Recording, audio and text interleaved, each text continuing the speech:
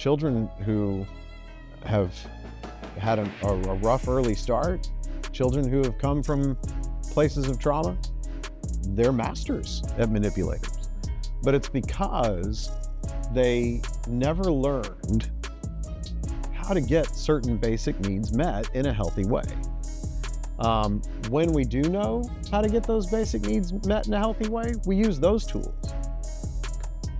But once I have those tools of manipulation and lying and coercion and triangulation and violence, once I have those tools to get my needs met, I've got to have some kind of foundation of trust to convince me that it's okay for me to trade those tools in, right, for healthier tools. If I don't have that, then good luck.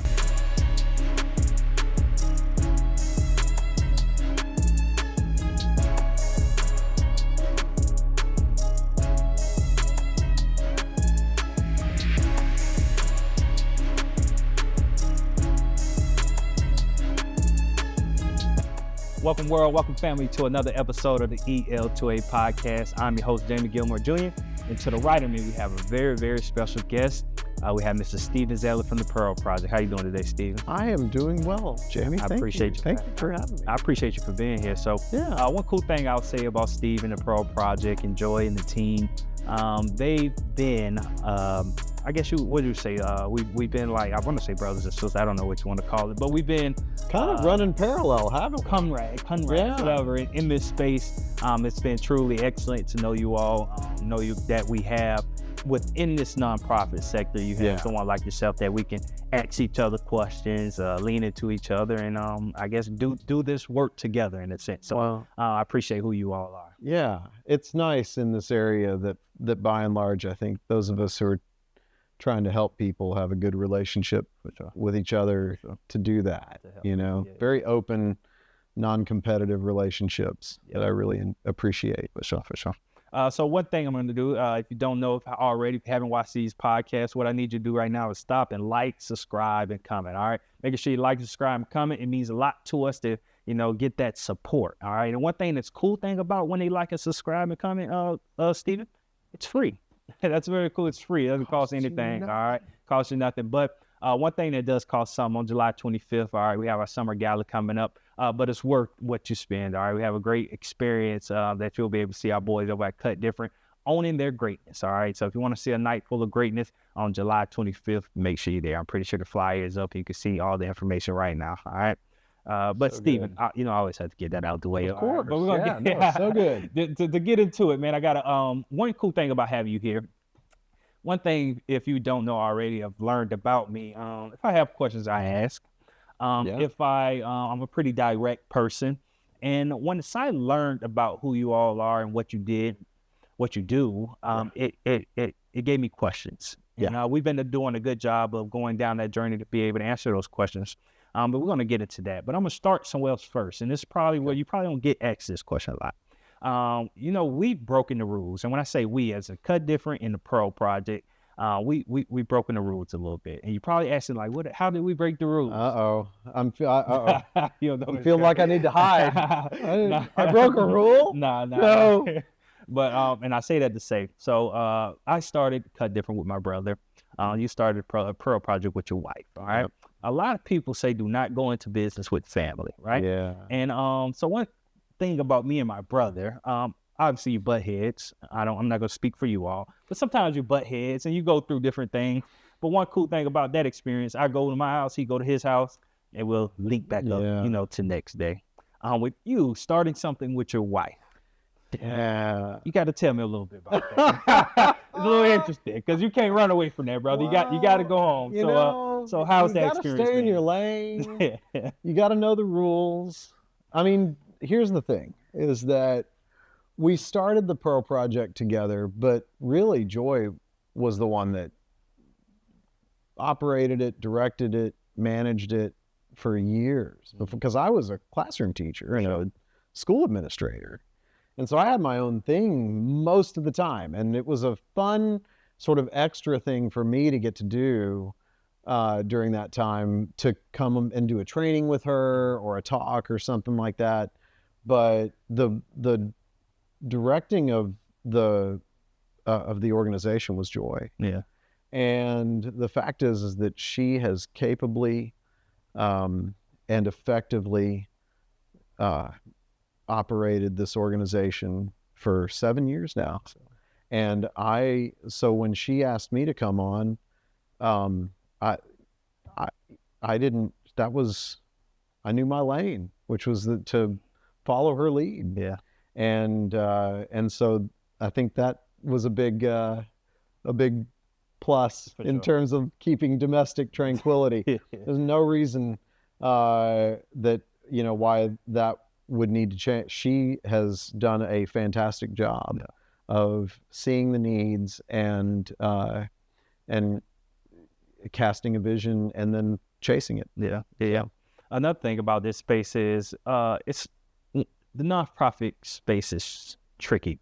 And when I say that, especially when you're in the process of the one that's building it or the founders of it, because it's a business. But that gets lost by the word nonprofit, and some people don't treat it as a business. As you just stated, you come from the background of education, so you were employed, by schools or whatever. You haven't navigated the space of entrepreneurship. Now you're walking those lines of entrepreneurship, and it's a different line. Again, people's livelihoods depend on if salary is what's coming to mind, but making sure you're meeting being able to pay the payroll and things like that. So talk about the space of entrepreneurship. What's been like, I guess, your biggest just surprise in this space right here? That I am one, that I'm in it. Yeah. Honestly, if you had, 10 years ago, if you had said, hey, y'all are going to be founding, and I would have laughed at you because this was not on our radar. This was not what we had. It didn't seem to be in our wheelhouse. Yeah. And so it has been a mix of good fortune, love of others, a certain amount of skill that Joy and I brought to the table, and then really just seeing the need and meeting the need. I really can't explain it other than that. That we, not to, get all mystical on you, but the Spirit of God seemed to be pushing in a certain direction, and we put out a sail and caught it, and have just been willing to go in the places where it has pushed us. And I cannot explain it any other way. This is not, you're right. Joy and I are not business people. We are not entrepreneurs. And somehow the need turned us into entrepreneurs. So how do you get there? One cool thing about what you just said, and it kind of goes to my next question. Especially in this space, it usually, like you say, you feel in the need. But usually that need comes from your experience. Usually if you go to any nonprofit founder, if you dig deeper into that story, it came off from something from their life. Someone else's pain. But they indirectly or directly felt it in their experiences through life. Even with ours, it was an experience of mine, not knowing who I was, and understanding that God had greatness for us, and that I wanted young people to know that early on. And understand that the world is at their disposal, and they can do anything they want to put their mind to. For you all, when it comes to trauma healing and all these different things, how did that work out for you all to get this space and be able to see this need? It really, so when our 3 oldest children were old enough to have achieved a level of self-sufficiency, my wife, Joy, it was a heavy burden for her to, she wanted to foster. And, you ask any fostering family, they'll tell you you'll learn a few things about their experience. And the first is that every child who's in the foster system has been traumatized in some way. And the other thing that they'll tell you is that most foster parents are not prepared for it, and not for the level, the degree of, what they see as a result of that trauma. We simply don't have the general sort of cultural knowledge about how the brain works, how child development happens, how that happens optimally, and then what can go wrong. We just don't have that in our culture. And so big-hearted people go into fostering really wanting to make a difference. And usually what they find themselves faced with is helping a child heal from wounds that they don't understand. And you can't do that unless you sort of get an education and get trained. Yeah. And so we sought out training. We sought out fellow travelers and journeyers, and we started doing a lot of inner work also. Yeah. And that's really what there was a point where we recognized two things. And the first was that we could never stop learning about it. Mm-hmm. We had to keep learning about it for the rest of our lives. Yeah. But the other thing that we realized was that we couldn't keep it to ourselves. Mm-hmm. There were simply too many hurting families out there. And so we've really turned the Pearl Project into an organization that whenever we find something that we've found to be an effective tool, we try to pass that tool on to other people. Yeah, yeah. One of your words you used was trauma. And I wanted to stop there and pause and really pay attention to that word. Yeah. I think, when you think of trauma, we can get into the tools and strategies what we'll talk about later. When we think about trauma, what is actually trauma, and how does trauma affect kids? Yeah. So that's a really great question. And I think that recently there's been some need to kind of clarify what trauma is. Because I think sometimes we can get into a mindset that's like, well, anything that, dysregulates me is traumatizing or something like that. And we sort of overgeneralize what trauma is. Really what trauma is when I have an experience that is so overwhelming to me that my brain and my body can't cope with it effectively. And so instead, what I end up doing is using adaptive skills in order to just keep surviving, right? And well, if the fact is that if I do that for long enough, that's pretty toxic to your brain and body. Or if it's intense enough, right? Like if I have an intense enough experience that my whole system is just overwhelmed by it. And that's where we start dealing in the realm of trauma. And what you find is that functions that are normally good and healthy for the brain, right? Like if I'm threatened, if I'm out walking in the woods and I see a rattlesnake, right? My brain is designed to engage in functions at that point to keep me alive. For sure. So, certain, I shift from sort of the upper part of my brain where I'm engaging in all this complex processing and analyzing and stuff, or creating, and I go down into my lower brain, which is just responsible for keeping me alive. Mm-hmm. My brain gets flooded with all of these chemicals like, cortisol and adrenaline that kick me into a gear where I'm either going to fight or fly. I'm either going to run away from this thing or I'm going to fight it. In the case of the rattlesnake, I'm going to run away. For sure. Right? Like that's just me. Because I don't typically carry whatever the tools I have on me. Right. So I'm just going to get out. Yeah. Which is good and healthy. That keeps me alive. My brain was designed to function that way. My brain was not designed to function that way over extended periods of time. There are some experiences that will be so overwhelming for me that I can't effectively fight or fly or freeze my way out of it. I can't just faint, right, and lose consciousness and come to and be okay, right? There are some experiences that are just going to shut all that down. And so what we see happen is that has a negative impact, not just on the way the brain operates. And here I am, I'm talking like I'm a brain scientist. I'm not a brain scientist, right? But this is the stuff that I've had to learn in order to help brains heal.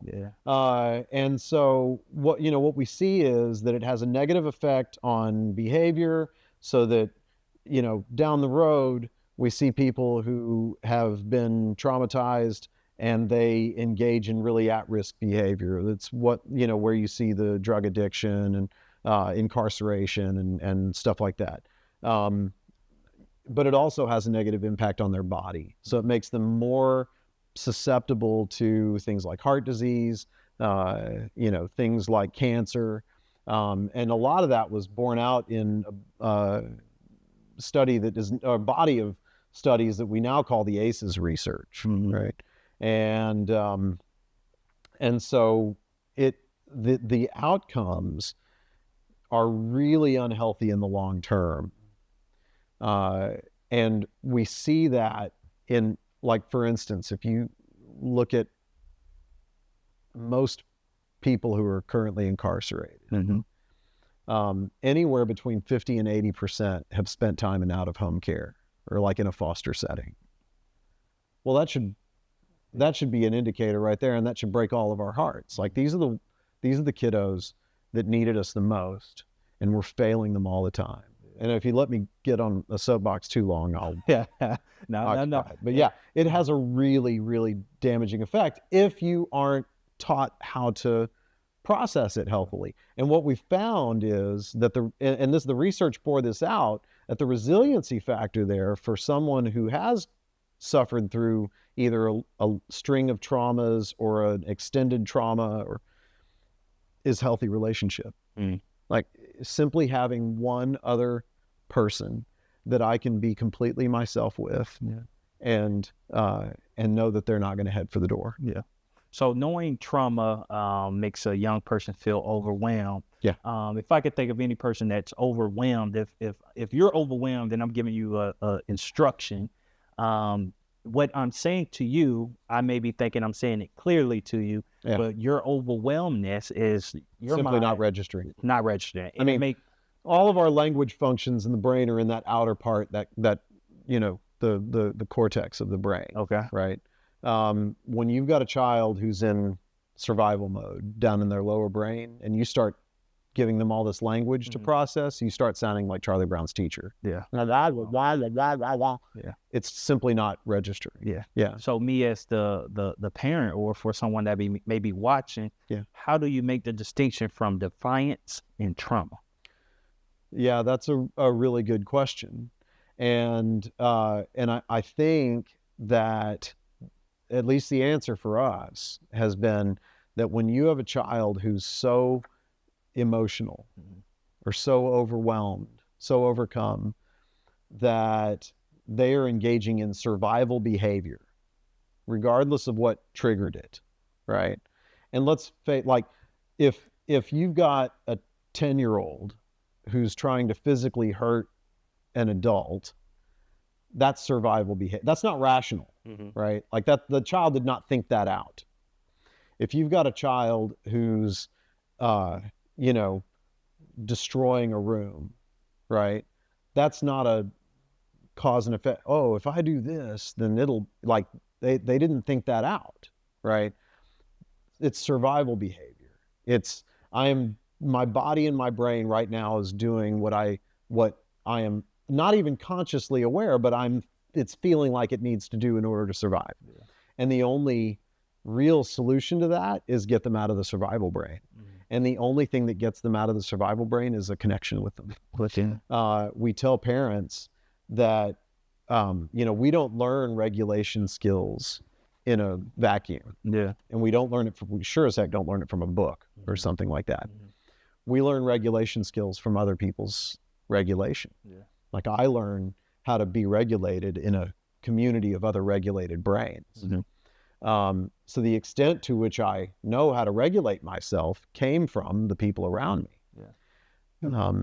The best thing that I can do when I have a child who is overwhelmed, off the rails, is to keep my calm and let them build the capacity for regulation off of my own. Yeah.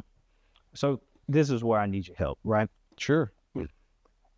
With all that being said, we understand that kids are master manipulators. Right? Yes. So I've been in this space for quite a while now, for 5 years, and I've seen a lot.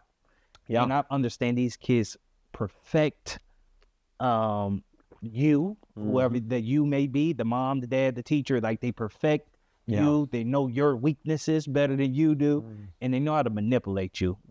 So when it comes into, we're talking about the distinction from trauma and defiance, a kid is going to know how, I feel a kid's going to know how to jump between those fences. Even for example, and I want you to tell me how you feel about this. Yeah. I even had a kid tell me, well, I'm depressed. Sure. So then I asked that same kid, well, what is depression? They couldn't even tell me what depression was. So you're self-diagnosing yourself with something that's very serious because maybe society or what you like. Talk to me. How do we get here? What is it? How do you navigate that? Yeah. So one of the questions that we really learn to focus on in the world of trust-based relational intervention and trauma-wise care is what's driving the behavior, right? And so is it that the child woke up this morning and said, I really want the box of cookies, and that's what I want today. So I'm going to lie and manipulate and jump back and forth in order to get that box of cookies until someone shuts it down, right? Like, is that what happens? Or is there some kind of need driving that behavior, right? And what I have found is that when you address the need behind the behavior stops. And there's, there are certain needs that are hardwired into us, right? And if we don't get those needs met, then guess what? We start manipulating people. For sure. We start behaving in ways that will get the needs met, but maybe aren't the healthiest way to get it met. We might damage a relationship. We might behave in a dysregulated way or do something destructive in order to get the need met. But we're going to get the need met. So what does that mean for a parent? Yeah. Right? Or what does that mean for, well, essentially what it means is that if my child is manipulating, and listen, children who have had a rough early start, children who have come from places of trauma, they're masters at manipulators. But it's because they never learned how to get certain basic needs met in a healthy way. When we do know how to get those basic needs met in a healthy way, we use those tools. But once I have those tools of manipulation and lying and coercion and triangulation and violence, once I have those tools to get my needs met, I've got to have some kind of foundation of trust to convince me that it's okay for me to trade those tools in, right? For healthier tools. If I don't have that, then good luck, right? I mean, as far as my brain knows, and this may not be a conscious thought of mine again, but as far as my brain knows, these are the skills that kept me alive. These are the skills that kept me going. Literally. If I don't trust you and who you are, and I don't trust the relationship that we have, you're not going to convince me to trade in skills that kept me alive. Does that make sense? Yeah, So it has to start with a foundation of trust, which incidentally is also the first lesson that a child learns in their first year of their life, is I can trust. When you think about, in TBRI, we refer to the attachment cycle a lot. At this cycle of attachment that teaches our brain that the world can be a good and healthy place for me to get my needs met by people who are safe, begins when a baby is first born. What happens when a baby is born and has a need, right? They cry. Right. So they don't have any other way to get the need addressed. They just start crying. When that happens, all of that stuff that I was describing to you earlier that kicks us into survival mode, right? The brain flooding with adrenaline and cortisol and our sympathetic nervous system kicks into gear, and we start expressing that we have a need. Problem is, baby can't tell us what they need, so we've got to figure it out. Yeah. Right? We have to do some detective work to figure out where the need is. So that, well, they ate 10 minutes ago, they had a nap not long ago. Oh, okay, I know what the need is, right? Like you figure it out and you meet the need. Well, when that happens, I mean, how many times does that happen in the first year of a baby's life? For sure. I mean, it's tens of thousands of times. Yeah. The body and brain don't do something that many times without learning something. And it's not conscious, but a baby at a year and a half that knows that their needs will be met continues to express needs and get those needs met. Express needs and get those needs met. That baby that knows that their needs are going to be met by a good and safe person, right, becomes the 2-year-old who is willing to do some we don't explore and engage in healthy risk taking unless our brain feels moderately safe. Right? So if there's not a place that I know I can trust to come back to that's a place of security and a place of safety for me, I won't run the risk. I'll just go shut down. And by the way, babies learn very quickly whether the world is a good and safe place for me to get my needs met. If you have a baby that stops expressing their needs by crying, that's when you know you need to be worried. Well, like they tell stories of these Eastern European orphanages. Yeah. Let me ask you this, Steve. So I'm thinking as you're talking, so I understand I can physically and mentally wrap my mind around the baby thing. All right? So the baby's gonna cry. The baby's gonna let you know. Yeah. But so in the space we work with parents, young people 4th to 8th grade. So if you want to roughly say 10, or we can even go up to high school, 10 to 18. Sure. Those kids in that range, when you're saying a need, how does a mentor go about understanding their need? Because they aren't going to tell you. We have parent quarterly meetings, and we're trying to figure out, well, the behaviors, what he's doing, and all this, and the kid is right here, and we're like, hey, what's wrong? But they won't tell you what's wrong, but they'll continue the behaviors. So how can we go about finding out the need of that age range? Right.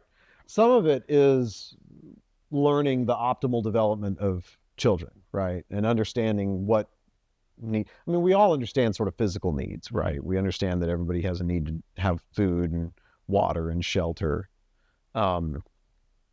Emotional needs, maybe we don't understand quite as much, right? Like maybe we don't quite understand all the time what it is that someone needs to be emotionally healthy.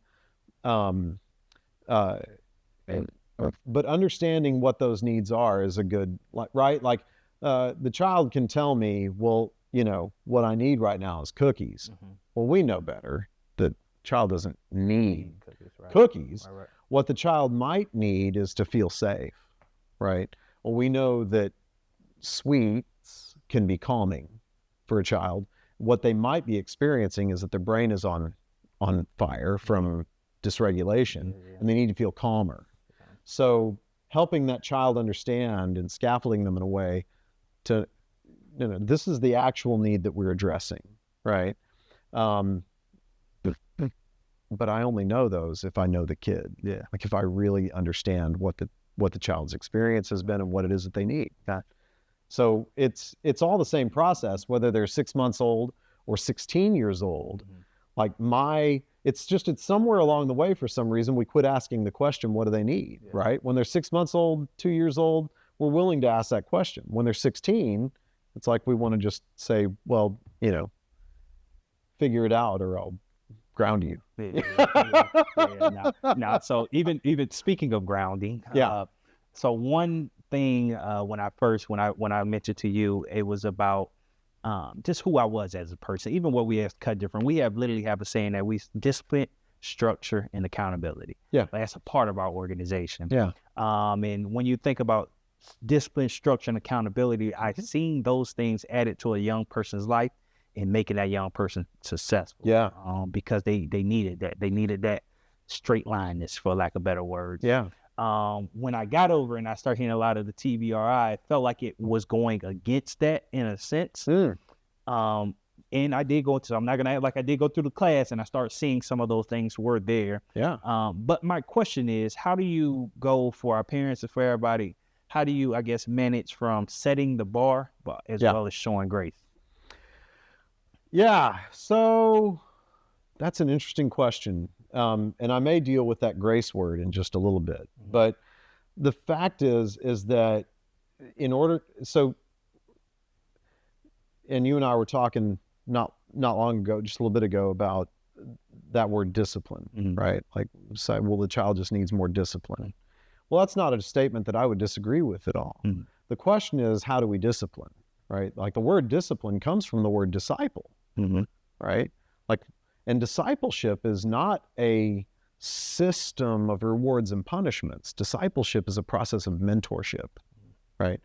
Come along with me and do the things that I am doing, right? Well, that requires a deep connection, right?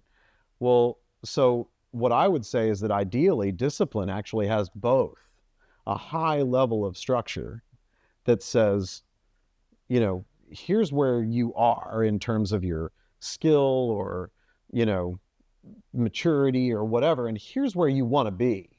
But in order to get you from one place to another, we have to build some scaffolds and lessons, and we have to let you practice doing those things, right? Like that's structure. All of that is structure.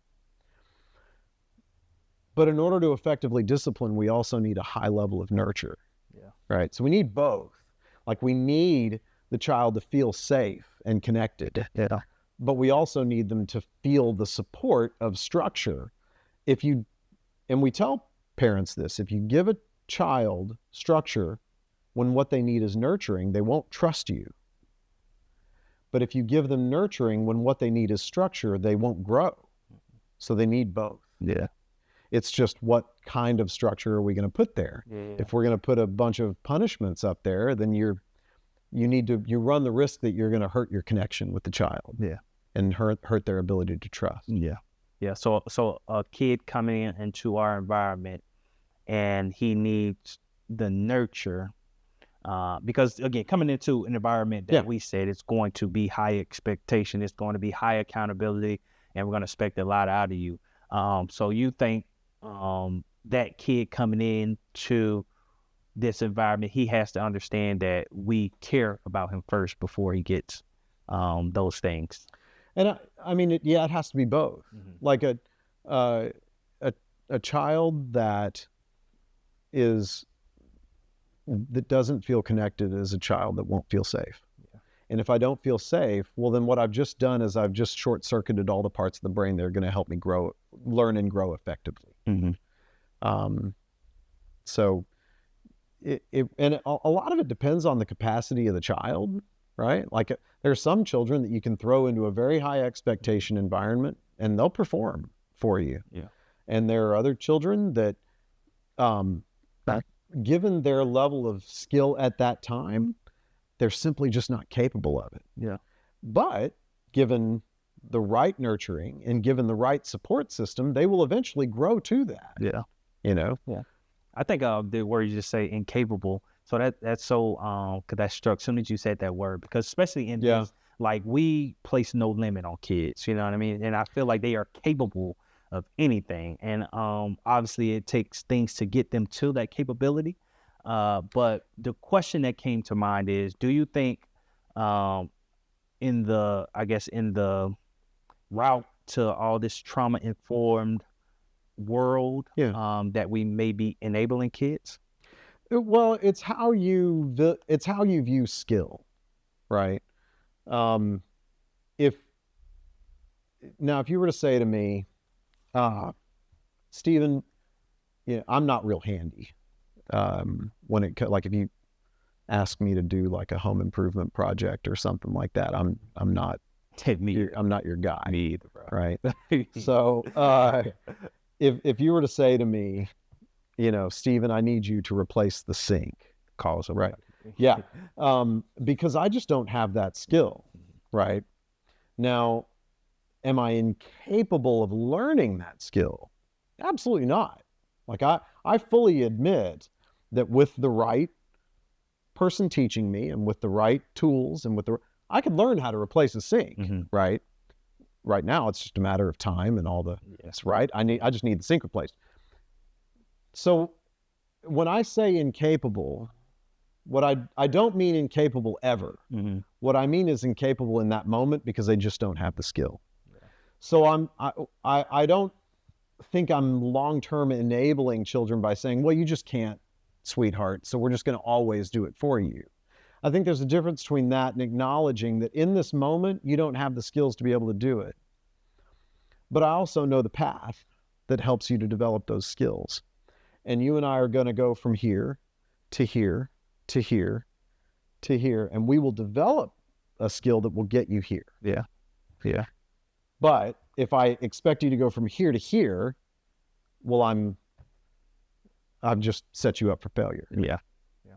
So there's a real world outside, right? And, there's things that go on in this world where people really don't care about how you feel. They don't. And you know what I mean? When you go home, you have someone that, or I hope you have someone that loves you and cares for you. Yep. And they may care about how you feel. Even when I was a child, my mom prepared us for things like that. She always said those things to you, like, I'm preparing you for the world. Yeah. And she raised us in that way because she understood, especially as me being a Black man in this world, there's a different truth that I had to be prepared for when I went outside my door. Yeah. And my mom and my dad prepared us for that. When we think about TBRI, I want to know from your perspective, how is TBRI preparing these kids for a real world that doesn't care about the trauma that they've been through? So my response is two things, right? And the first is that we know from probably 70, 80 years of attachment research that a child that knows they can trust, that knows they have a voice, that knows they have a sense of self-worth, is a child who becomes emotionally resilient, that can weather the storms of failure, hardship. Those are the people who can healthily stick it out in the long haul, right? Where we become fragile is when we don't feel like we have those things. We don't feel like we have the ability to trust other people. We don't feel like we have the a sense of self-worth. We don't feel like we have any agency over our circumstances. That's when things get really unhealthy for children, for starters. But then, if that continues for long enough, we start seeing real mental health issues like, borderline personality disorder, mood disorders, things like that. So the research that we see in attachment backs up the idea that a strong, resilient person is a person who came out of secure attachment. Okay. But I also want to respond this way. That yes, I acknowledge that right now the world can be a pretty ugly place. And that makes me sad. Okay. I would rather, and I feel like with attachment and with a trauma-wise approach, it's both and. We recognize that on the one hand, we are making our children strong, but on the other hand, we're also making them kind. Right.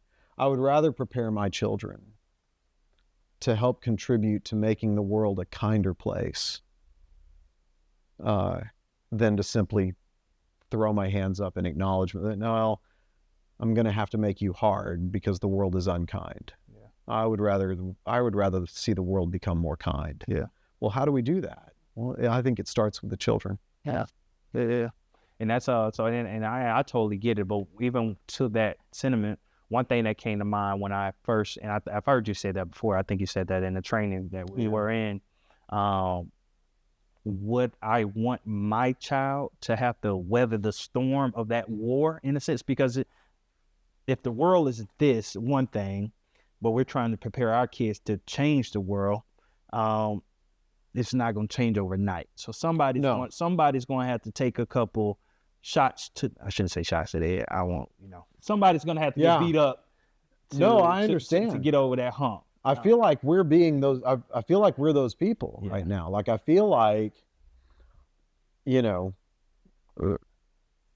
some ways, not only are we taking those shots from people who, don't get me wrong, there are the people who are powerful people right now who have gotten where they've gotten by being hard and being manipulative and being coercive to people and not caring at all. For sure.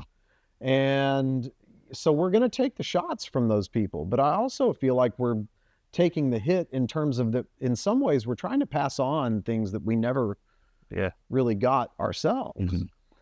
But that's how you move needles. Like, that's how you move bars, is that, you get out there and you do the work. Yeah. So I seen, and I don't want to say it was on you all, but through, preparing for this, like, traditional parenting makes things worse. And saying not always, no, but so just speaks, first of all, I guess we would have to break down what is traditional parenting. Sure. But in the sense of the one when you say not always, when it does, what are you saying? What is that? So to define it, right? And I would tell people that in my estimation, the traditional paradigm of parenting that I had with my oldest kids was by and large that you set boundaries and imposed consequences for violating those boundaries. And consequences meant you're going to be in pain, right? It's going to be something you don't enjoy. Yeah. And so if you were to imagine sort of a triangle that symbolized how much time and effort I put into different aspects of parenting, I spent most of my time correcting their behavior, right? And very little of my time intentionally making connection with them and attuning to them. And what I've learned is to take that and flip it over so that I'm spending most of my time, relatively speaking, connecting and attuning with them, and I spend less of my time correcting them because I don't need to as much. So when is it going to be more? When is it, like, in terms of traditional? When's it going to be effective? And what I would say is that I didn't have to worry about it because I had a natural connection with my older children, and their brains were such that they could sort of naturally trust me, right? And it's not that I didn't violate that trust at times by engaging in overly punitive, overly harsh consequence setting, but the resilience of our connection could handle it, right? So I don't, like, is traditional parenting always bad? No, I mean, like, we raised 3 good kids. But what we realized was that when you have a brain that's primed against connection, right? Well, you have to facilitate that, right? When you have a brain that's primed to engage in survival behavior in order to keep itself thriving and alive, then you have to teach something different. Yeah. Right. Yeah. How do you get, and this is the Jamin theory, so I feel there has to be a little bit of fear there. Like when it comes to respect, I think there has to be a little bit of fear there, and not in a bad, but I'm just not gonna play with him or her or them or that. Like even when the kids come in our organization, it's not the fear that they think we're gonna spank them, but it's the fear of let down. It's the fear of going against the standard. I think fear plays a great role in. So you tell me, how do you get someone to respect you without, I guess, any fear being there? Our brains are naturally designed to figure out how we get our needs met in the context of how other people's are getting their needs met, right? So, I can use a tool like fear to do that. What I can also use is, communication, right? Like I can, and I understand what you're saying, because I have a very large red button in the middle of my chest that says disrespect also, right? And when you push it, like it's not a good thing. Yeah. So I understand. And when I speak about this stuff, I speak in terms of ideals, right? Not in terms of like, I do this perfectly, because I don't. Yeah. Right? Sure. And what I would tell you is that what I'm learning is that fear can elicit short-term compliance to something, right? Like if I'm afraid of letting someone down, right? Well, the fact is that if I have a connection with someone that's based in trust, I'm going to fear that anyway. Yeah. Right? Like I do not like letting my friends down. Not because they've ever threatened me with anything, but because they're my friends. And I think to some degree we sort of lose track of the understanding of the fact that children are not different from us, right? I think that when you see the way that they operate with each other, right? And you see the way that we operate with people our age. Like if I have someone instilling fear in me by threatening me, right? Well, they may get my compliance for a time, right? But I'm not going to stay around that person very long, any more than I have to. Right. Right. And kids, it's the same way. So I think very often we get to the same ends, but it's just that one is where we are sort of willingly walking along with each other in the same direction. And the other one is like, well, we use power to do it. And when we use power to do it, it's like, well, I'm going to stay in this for as long as I can, as long as I have to. And then I'm going to go somewhere else where I don't feel like this. Yeah. Healing takes time. It takes time. It takes time to heal. But you think about the space you're in, I'm pretty sure you've had some families that are experiencing maybe longer times before they're seeing change. Yeah. But when does it get to a point to you say, okay, this isn't working, or TBRI just doesn't work? Or does it ever get to that point? Well, for me, it doesn't get to that point, because I've seen too much of the science that says that, when you lead a brain to this, like we've seen children who were fiercely damaged get to dramatic levels of healing through connection. So but it's a good question that you ask, because it does happen where you feel like you're spinning your wheels or you're butting your head against the wall or something. And what we've found is that instead of it being a case where, well, connection's not working or building trust isn't working, because that's basic brain science for us. Instead of that, what we're learning to ask is, okay, like, where's the disconnect? Where's the contradiction in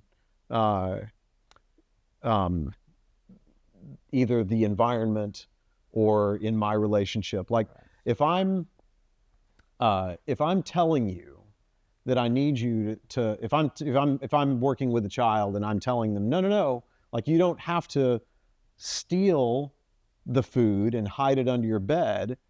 You can,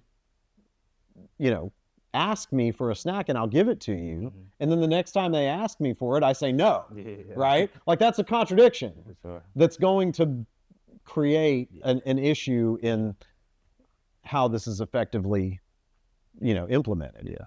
So that's what I start looking for is, okay, well, where's the contradiction that is, like, if we're wanting the brain to feel safe, if we're wanting this child to feel safe, what is it in the atmosphere or in the day-to-day functioning that's causing them to not feel safe?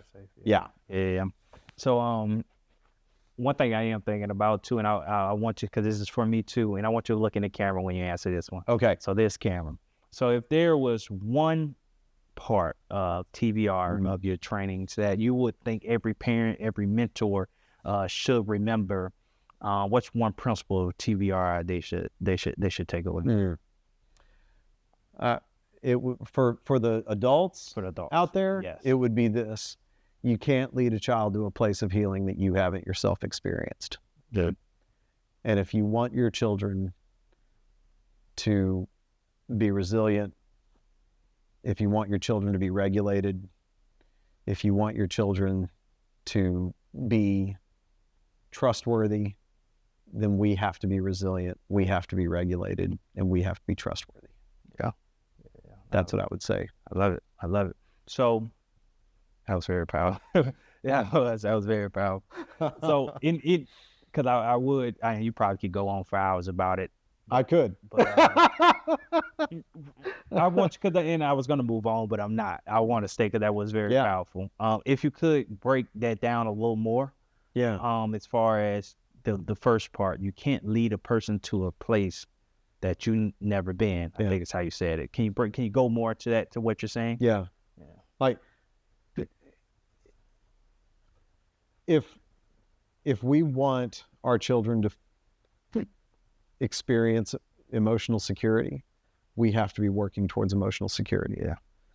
Knowing that it's not like, I don't have to be there today, because guess what? My kids aren't finished yet. I'm not finished yet. Yeah. Right. So, but I have to be on the path. Mm-hmm. And they will only see, they'll only see down the path as far as I've been. Yeah. So we have to be doing, like, and I tell this to caregivers all the time, we have to be doing a better job of taking care of ourselves. Yeah. We have to be doing a better job of taking care of ourselves physically.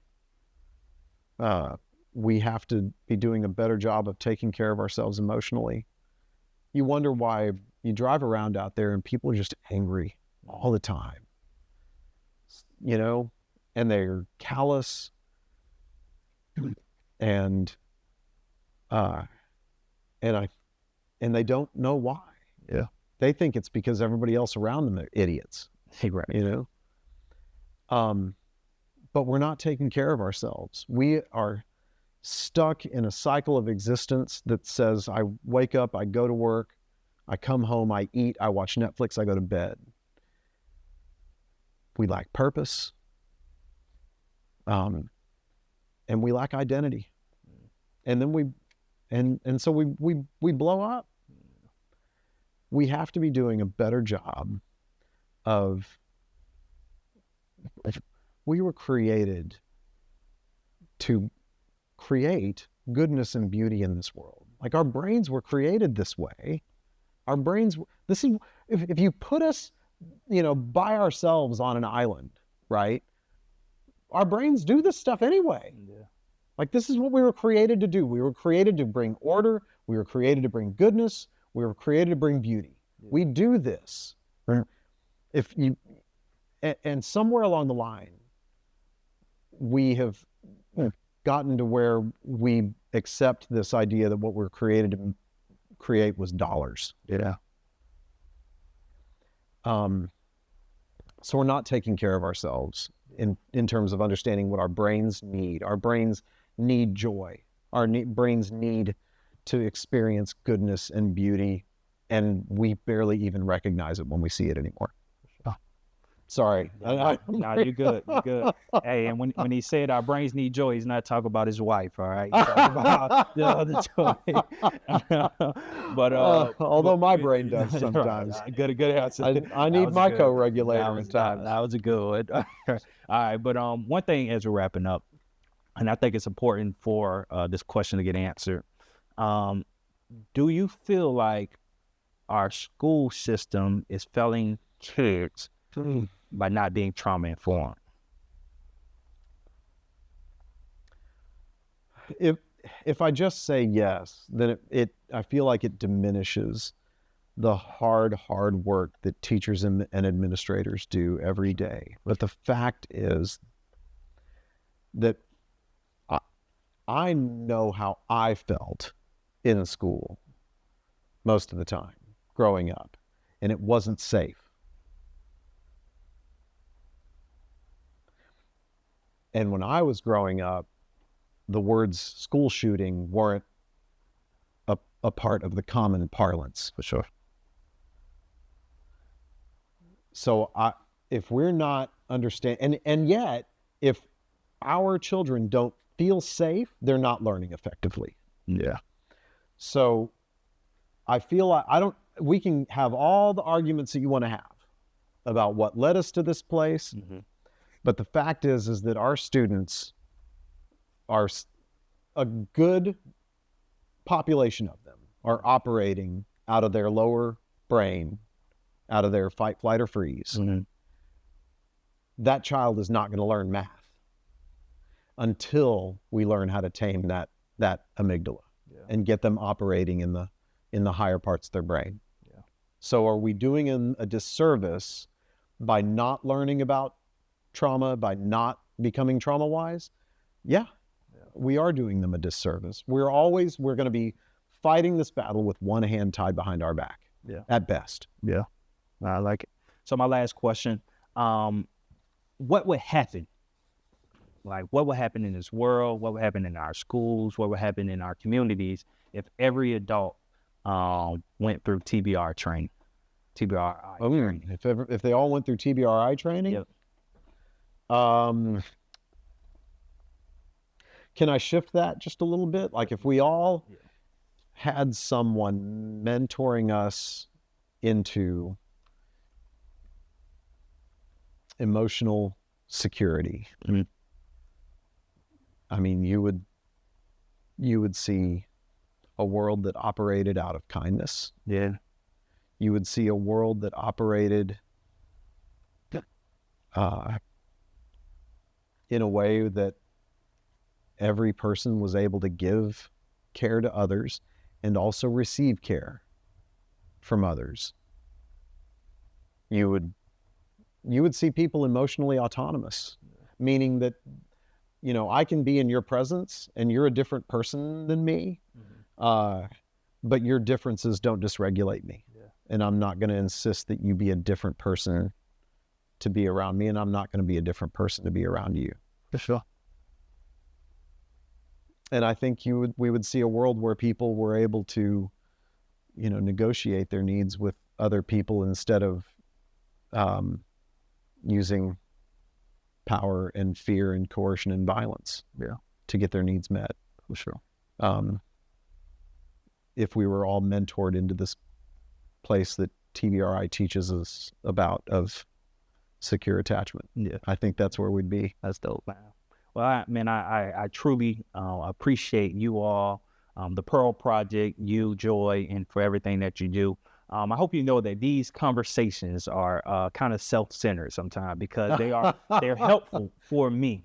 I'm a person that has I'm very strong-minded, and once I see something one way, it's but I'm in the space of my life where I'm learning to relearn, because I understand that just because I was taught something some way, that doesn't mean that that's the right way. And what you provide, that definitely does that for me. So every conversation, I'm literally putting tools in my bag to help me. So I greatly appreciate it. I appreciate it too, because the way I see these conversations is that I'm always still learning and refining myself also. I appreciate it. So it's best, man. So I hope it's been truly informative to everyone that's watching. I wanted to be able to have this sit down so you all can take something away from this, because we have a lot of folks that are dealing with our youth, that are dealing with kids that have experienced levels of trauma that just don't know what to do.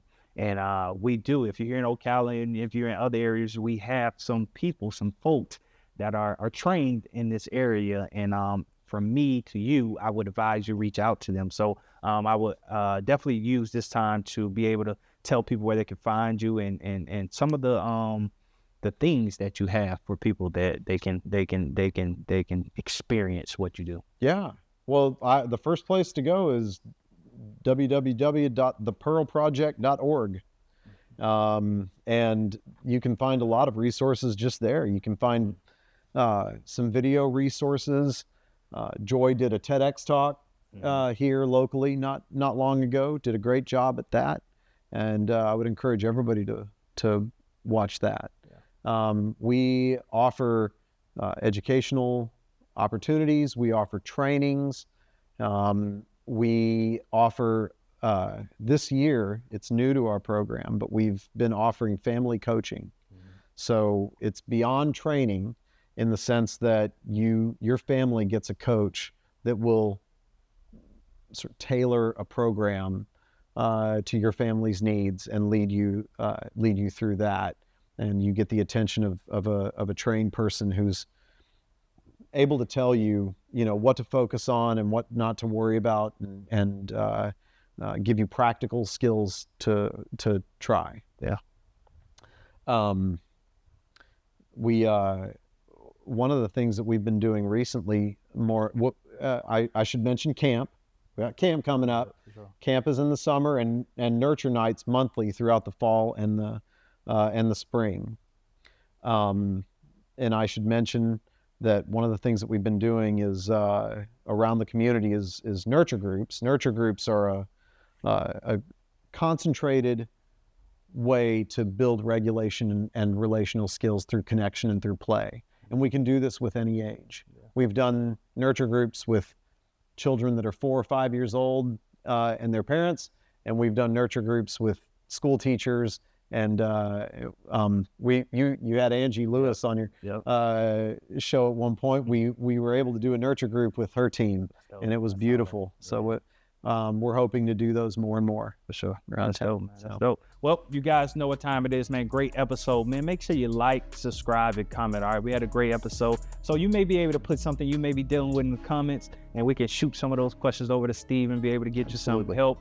We want this to be informative, man. I want you to know every time you tap into the EL2A podcast, you're coming here to be able to get gems to help you. I truly believe that God has greatness for all of us. And it's through the experiences of others, through the information of others that can lead you to that greatness. So definitely make sure you like, subscribe, and comment. All right, other than that, like I said earlier in the episode, July 25th, our summer gala is coming up. So making sure you be there or be square. It's a great event that you don't want to miss. So, and we have our summer coming up. So about the time this episode come out, it'll already be summer. So anywho, I hope everybody's having a great summer. Hope all the youngins, the youth, finish school strong. But Stephen, I'm going to give you the special opportunity to look in that camera, right? And one thing I want you to do, I want you to communicate what you hope that everyone it's a two-part question. Goodness. Okay. So here, what you hope everyone took away from this episode, and then 2, if you can talk to every caregiver, every parent, every mentor that feels tired and discouraged right now in this moment, what's some motivation that you can give? Oh, wow.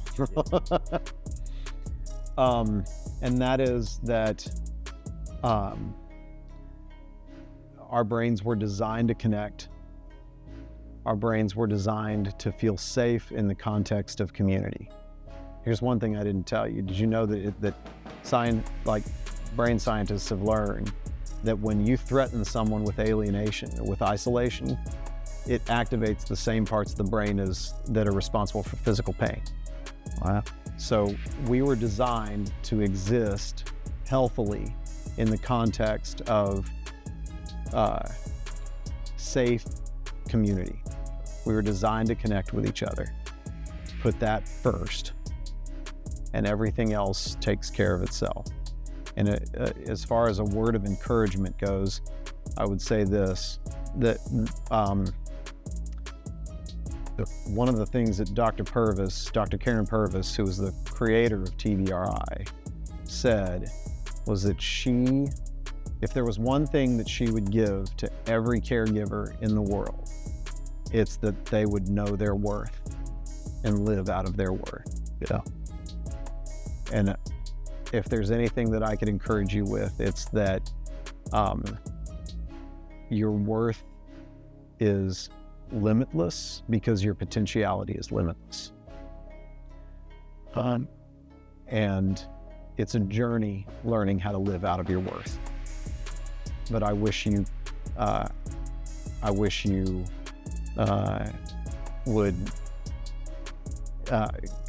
could lean into that, operating out of your worth. Sure. I appreciate it, man. That's good stuff, Stephen. All right, man. We'll see y'all next week.